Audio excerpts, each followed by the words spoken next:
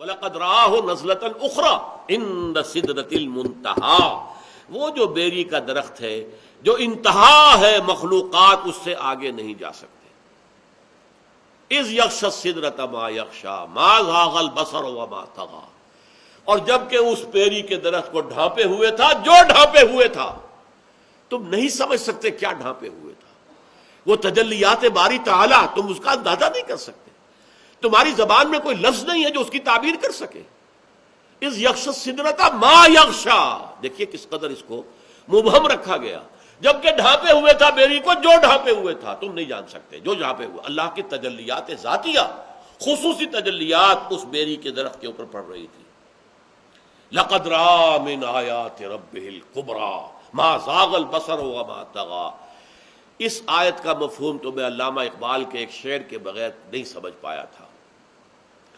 علامہ اقبال کی نہایت عظیم نظم ہے ذوق و شوق بال جبرائیل میں، میری ذاتی رائے میں علامہ کی شعریت اپنے نقطہ عروج پر جو ہے وہ اس نظم میں ہے، اور اس کے آخر میں ایک شعر ہے، ایک تو شعر بڑا عجیب ہے، تیری نظر میں ہے تمام میرے گزشتہ روز و شب، مجھ کو خبر نہ تھی کہ ہے علم نخیل بے رطب۔ اے اللہ تیری نگاہ میں ہے میری پوری زندگی، میں نے علم حاصل کیا، فلسفہ پڑھا یا مشرق کا مغرب کا، لیکن مجھے معلوم نہیں تھا کہ یہ علم جو ہے یہ ایک ایسے کھجور کے درخت کے مانند ہے جس میں کھجور لگتی نہیں، نخیل بے رطب۔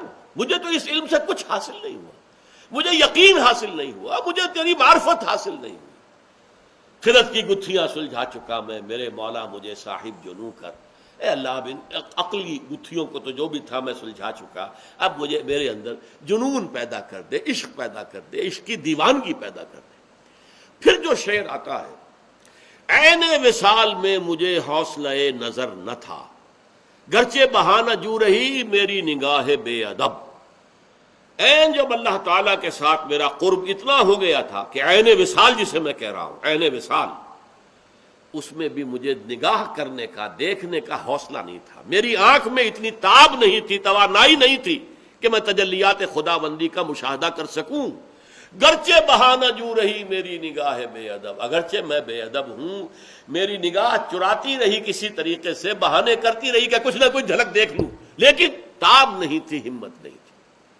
اس کے برعکس کیفیت ہے جو سورہ نجم کی اس آیت میں آئی، ما زاغ البصر وما طغیٰ، نہ تو نبی کی نگاہ ٹیڑھی ہوئی، کج ہوئی، یعنی جب آپ کے سامنے فرض کیجئے کہ ایک دم بہت بڑی روشنی کر دی جائے تو آپ نگاہ ہٹائیں گے کیونکہ اس روشنی کی آپ تاب نہیں لا پا رہے، نہیں، نبی نے دیکھا ہے، نگاہ جما کر دیکھا ہے، اس کے اندر یہ تاب تھی، یہ توانائی تھی، یہ صلاحیت تھی۔ ما زاغ البصر، ان کی نگاہ کج نہیں ہوئی، ٹیڑھی نہیں ہوئی، چندھیائی نہیں۔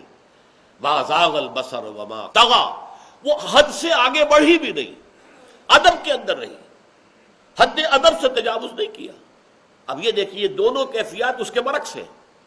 عین وصال میں مجھے حوصلہ نظر نہ تھا، گرچہ بہانہ جو رہی میری نگاہ بے ادب، میں تو بے ادب ہوں، کوشش تو میں کرتا رہا کہ کوئی جھلک دیکھ لوں، لیکن میرے اندر اس کی توانائی تھی ہی نہیں۔ لیکن یہاں یہ ہے کہ محمد نے مشاہدہ کیا ہے ان تمام جو بھی تجلیات ربانیہ ہو رہی تھی اس بیری کے درخت پر۔ لقد رآ من آیات ربہ الکبریٰ، اس نے اپنے رب کی عظیم ترین آیات کا، کبریٰ اکبر کا مؤنث ہے، عظیم ترین آیات کا مشاہدہ کیا ہے اس وقت۔